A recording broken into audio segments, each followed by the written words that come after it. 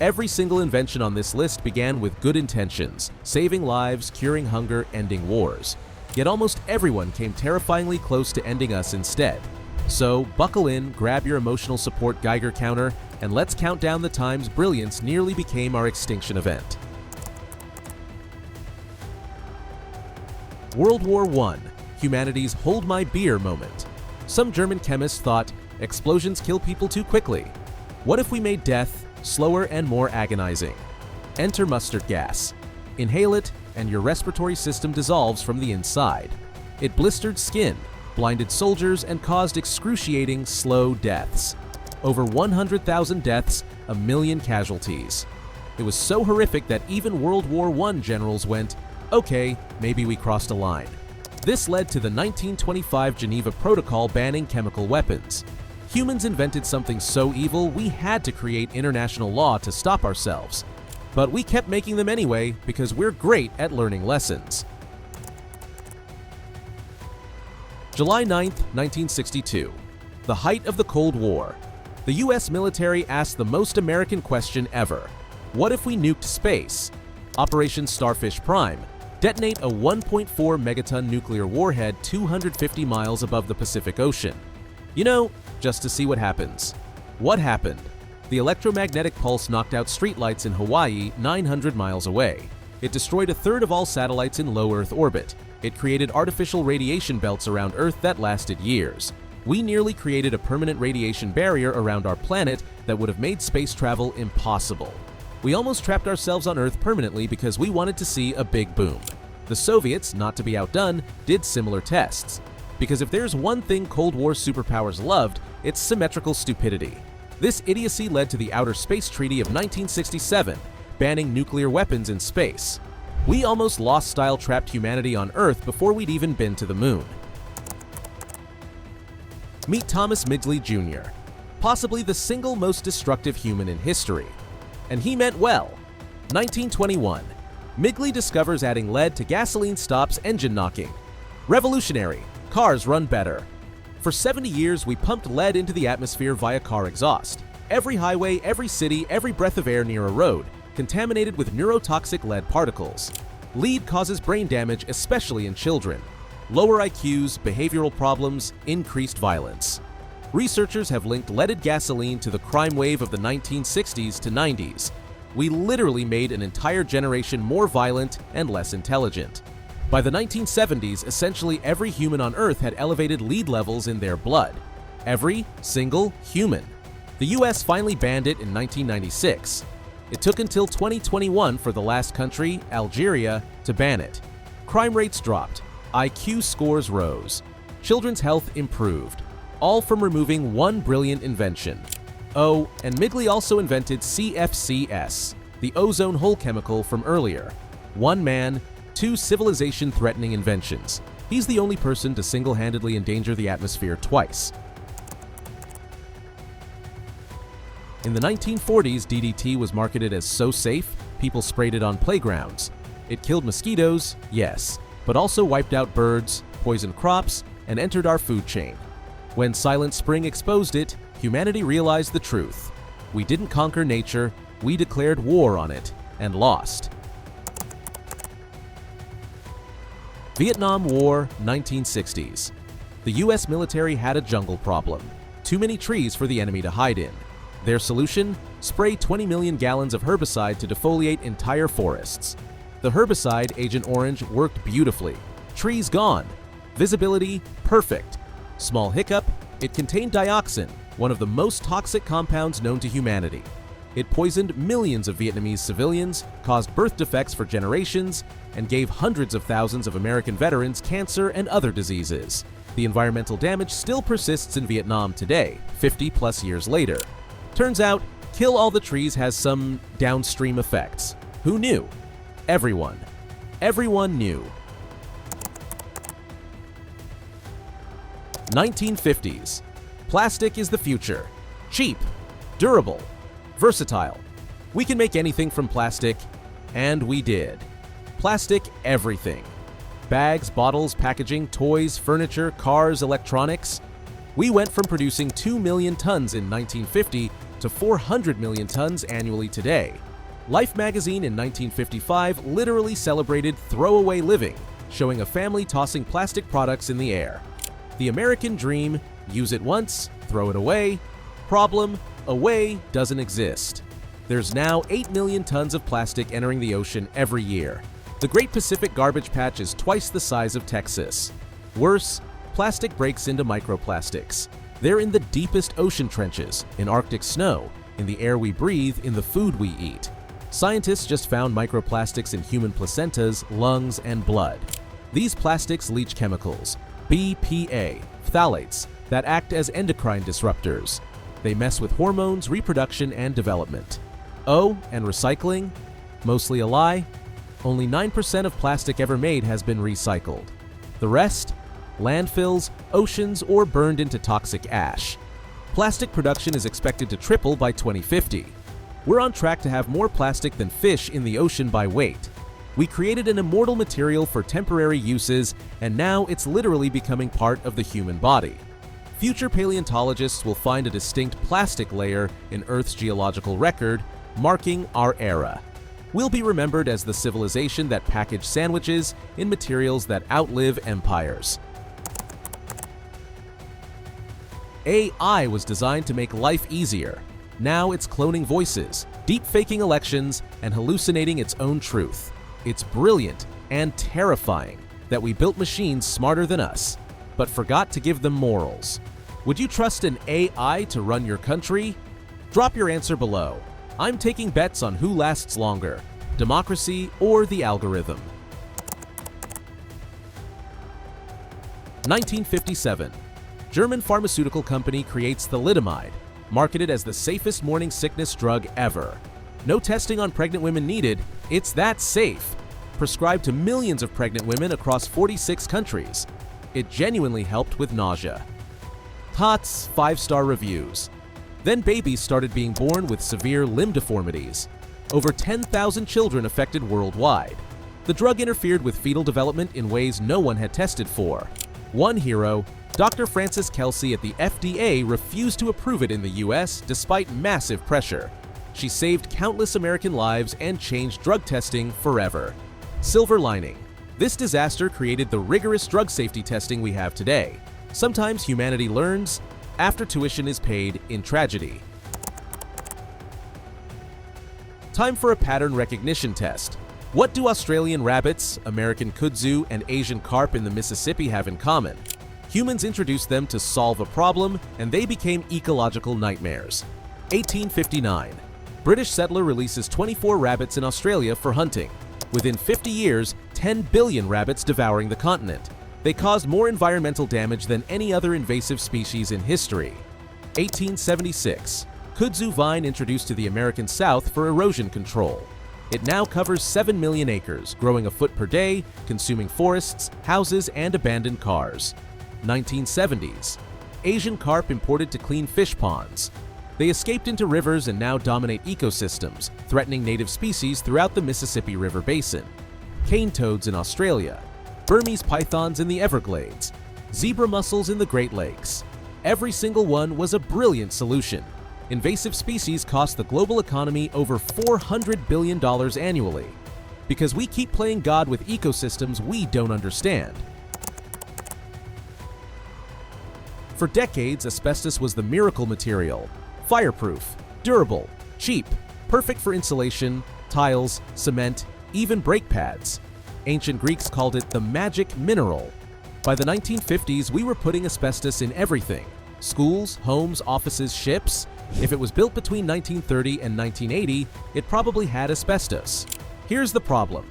Asbestos fibers are microscopically small and sharp. Breathe them in, and they lodge in your lungs permanently, like inhaling microscopic knives that never leave. 20 to 50 years later, mesothelioma, asbestosis, lung cancer. Horrific slow deaths from suffocation as scar tissue fills your lungs. Plot twist, companies knew. Internal documents from the 1930s show asbestos manufacturers knew it caused cancer and covered it up for profit. By the time regulations came in the 1970s to 80s, millions were exposed. Over 100,000 Americans die from asbestos-related diseases every year. Globally, closer to 250,000 deaths annually. We built our entire modern infrastructure with a carcinogen, and it's still not fully banned in the US. You can still legally use asbestos in certain products today. We literally built cancer into our walls and called it progress. Number 1, the big one. The innovation that built modern civilization and might end it. 1712. Thomas Newcomen invents the first practical steam engine. Coal-powered industry begins. Humanity unlocks stored sunlight from millions of years ago. The result? The greatest explosion of prosperity, technology, and human advancement in history. Billions lifted from poverty. Life expectancy doubled. Space travel, the internet, modern medicine, all powered by fossil fuels. The cost? We've increased atmospheric carbon dioxide from 280 to 420 parts per million. Global temperatures up 1.1 degrees Celsius and rising. Consequences accelerating. Record heat waves, superstorms, wildfires, drought, flooding. Entire ecosystems collapsing. Sea levels rising, threatening coastal cities where billions live. Miami, Bangkok, Shanghai, Amsterdam. Large parts of Bangladesh could be underwater by 2100. Climate refugees could number in the hundreds of millions. Resource wars, crop failures, mass migration. We're approaching tipping points. Permafrost melt releasing methane. Amazon rainforest dieback, ice sheet collapse. Each one accelerates the others. We know renewable energy works, but we're still adding 40 billion tons of carbon dioxide yearly. Growing, not shrinking. The brilliant idea that built civilization is now its greatest threat. We created prosperity by taking out a loan against Earth's climate system, and the bill is coming due. Scientists genetically modified crops to resist pests, but evolution had other plans. Now we've got mutant weeds tougher than the chemicals designed to kill them. It gave us machines, cities, and comfort, at the cost of air you can chew and rivers that glow in the dark. The start of modern life was also the start of climate change. 1970s. America discovers it can turn corn into cheap sweetener. Capitalism does what capitalism does. Put it in everything. Bread, yogurt, salad dressing, ketchup. That random can of beans. Everything becomes 15% corn syrup. Fast forward to 2025. Obesity rates tripled. Type 2 diabetes became an epidemic. The medical costs now exceed $300 billion annually in the US alone. We basically said, what if we engineered food to be addictive and nutritionally bankrupt? And then acted surprised when it worked too well. But hey, cheap soda. Speaking of food disasters, what's the worst healthy trend you fell for? Tell me in the comments. I need to know I'm not alone in drinking activated charcoal lattes. Picture this. China, 1958. Mao Zedong looks at sparrows. You know, those cute little birds? And declares them public enemy number 1. His reasoning? They eat grain. Solution? Kill them all. Millions of Chinese citizens spent weeks banging drums, pots, and pans. The sparrows, exhausted from non-stop flying, literally fell dead from the sky. Mission accomplished. Except, turns out sparrows eat something else too. Locusts. Within a year, locust populations exploded. They devoured crops across China. The resulting famine killed an estimated 30 million people.